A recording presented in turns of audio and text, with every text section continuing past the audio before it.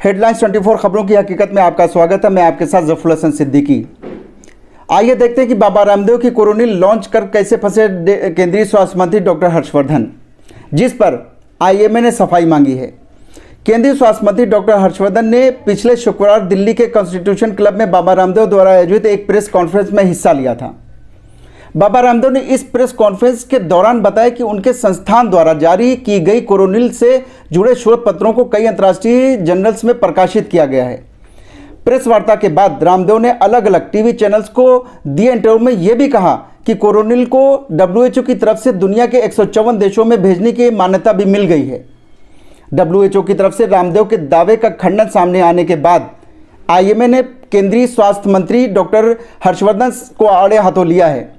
IMA ने केंद्रीय स्वास्थ्य मंत्री से सवाल पूछे कि देश के स्वास्थ्य मंत्री होने के नाते ये कितना उचित और तार्किक है कि आप इस तरह की झूठी जानकारी पूरे देश के सामने रखें।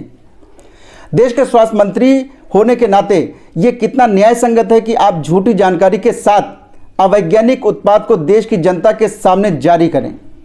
देश के स्वास्थ्य मंत्री होने के नाते ये कितना नैतिक है कि आप किसी उत्पाद को अनैतिक, गलत और झूठे ढंग के साथ पूरे देश के सामने पेश करें। देश के स्वास्थ्य मंत्री और आधुनिक मेडिसिन के डॉक्टर होने के नाते क्या आप स्वयं द्वारा जारी किए गए एंटी कोरोना उत्पाद के क्लिनिकल ट्रायल अगर हुए हैं तो उनका टाइम फ्रेम और टाइमलाइन स्पष्ट कर सकते हैं? देश के स्वास्थ्य मंत्री और आधुनिक मेडिसिन डॉक्टर होने के नाते क्या आप स्वयं द्वारा जारी किए गए एंटी कोरोना उत्पाद के क्लिनिकल ट्रायल के लिए डबल ब्लाइंड और सिंगल ब्लाइंड क्लिनिकल ट्रायल में शामिल मरीजों के बारे में स्पष्ट कर सकते हैं? क्या इन मरीजों से सहमति ली गई थी? लॉन्च के बाद एक इंटरव्यू में बाबा रामदेव ने आधुनिक चिकित्सा पद्धति की आलोचना करते हुए इसे मेडिकल टेररिज्म की संज्ञा दी।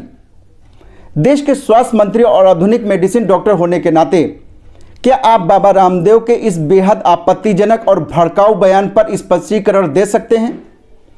आपकी उपस्थिति में यह बताया गया कि इस दवा को DGCI द्वारा अनुमति मिल गई है। ये किस आधार पर किया गया है? आईएमए ने यह सवाल भी उठाया कि अगर कोरोनिल कोरोना से बचाव में इतनी प्रभावशाली है तो भारत सरकार टीकाकरण पर 35,000 करोड़ रुपए क्यों खर्च कर रही है? लेकिन विश्व स्वास्थ्य संगठन की ओर से इस दावे का खंडन किया गया है। इसके बाद से आईएमए इस कार्यक्रम में केंद्रीय स्वास्थ्य मंत्री की मौजूदगी पर सवाल उठा रहा है। आईएमए ने सोमवार को केंद्रीय स्वास्थ्य मंत्री डॉक्टर हर्षवर्धन से बाबा रामदेव की कंपनी द्वारा तैयार की गई कोरोना की तथाकथित दवा कोरोनिल को लॉन्च करने पर स्पष्टीकरण मांगा है।